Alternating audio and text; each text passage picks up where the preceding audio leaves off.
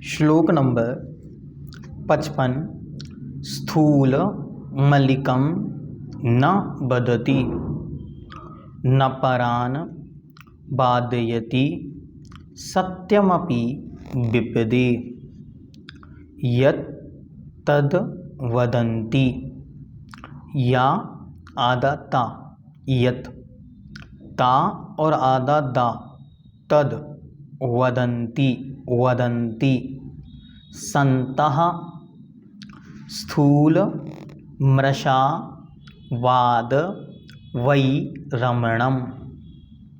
आइए पूरा उच्चारण देखते हैं। स्थूल मलिकम न बदति न परान बाधयति सत्यमपि विपदे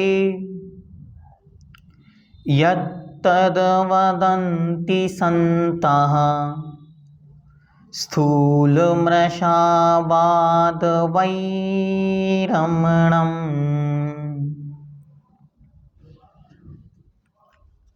यत जो, स्थूलम अर्थात स्थूल।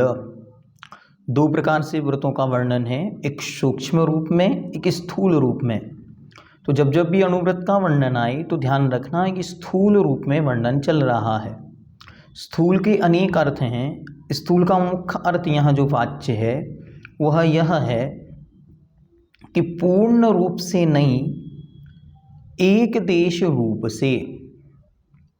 स्थूल अलिकम अर्थात झूठ को, ना वदति ना तो स्वयं बोलता है, च और ना परान दूसरों से, बाधयति बुलवाता है। ना जो स्वयं झूठ बोलता है और ना ही जो दूसरों से झूठ बुलवाता है। कैसे झूठ का त्याग कर रहे हैं? स्थूल रूप से। तथा विपदे अर्थात विपदे दूसरों की आपत्ति या विपत्ति के लिए सत्यम सप्तवी अपि भी ना वदति ना स्वयं बोलता है, न च परान वादयति और ना ही दूसरों से बुलवाता है। पहला तो स्पष्ट रूप से किस चीज़ का निषेध किया? ना तो स्वयं झूठ बोलता है न दूसरों से बुलवाता है। और फिर अगर कोई विपत्ति या किसी पर कोई आपत्ति मेरे सत्य से भी आती है तो ऐसा सत्य भी ना स्वयं बोलता है न दूसरों से बुलवाता है। उसकी उस क्रिया को संतः महापुरुष स्थूल मृषावाद वै रमणम, स्थूल रूप से मृषा अर्थात असत्य का, मृषावाद, मृषा शब्द का अर्थ होता है झूठ और मृषावाद का अर्थ है झूठ बोलना। झूठ बोलने के वैरमणम अर्थात त्याग। तो स्थूल रूप से झूठ बोलने का त्याग मतलब सत्य अनुव्रत का लक्षण या सत्य अनुव्रत वदन्ति कहते हैं। स्थूल अर्थात एक देश रूप से, मृषावाद अर्थात झूठ बोलने का, वैरमणम अर्थात त्याग करना। तो उसका नाम क्या बन गया? सत्यानुव्रत। सत्यानुव्रत वदन्ति कहते हैं।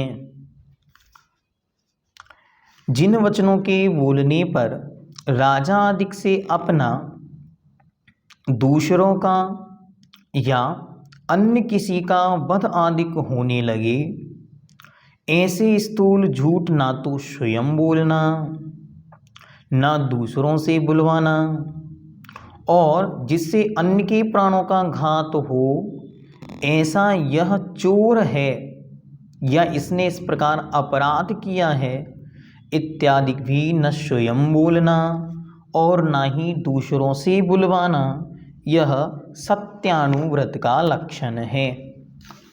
सत्यानुव्रत का पालन करता जीव बड़ी ही अच्छी तरह दृढ़ रहता है कि मैं ऐसा कोई भी वचन ना बोलूं जिससे सामने वाले का जीवन या प्राण संकट में आ जाए। लोगों के विरोध में, राज्य के विरोध में, वैसे ही धर्म के लिए घातक और जिसके कारण हिंसा की संभावना हो, ऐसा सत्य स्वयं भी कहता नहीं है। जो लोक विरुद्ध हो, जो धर्म विरुद्ध हो, जो राज्य विरुद्ध हो, या ऐसा सत्य जिसके बोलने से हिंसा फैल जाए, ऐसा सत्य भी नहीं बोलता।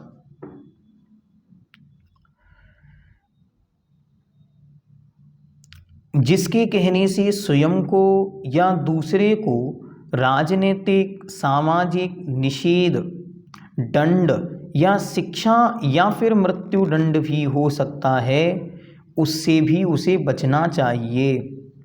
व्यवहार में, धर्म क्षेत्र में, समाज में झूठ बोलना, झूठा व्यवहार करना, विपरीत व्यवहार करना, टालना या ना करना, जितने भी प्रकार से झूठ हैं, चाहे वह व्यवहार क्षेत्र में हो, चाहे आर्थिक क्षेत्र में हो, और चाहे अन्य प्रकार के हों, विपरीत व्यवहार हैं, ठगी है, छलावा है, इन सब से भी वह बचता है।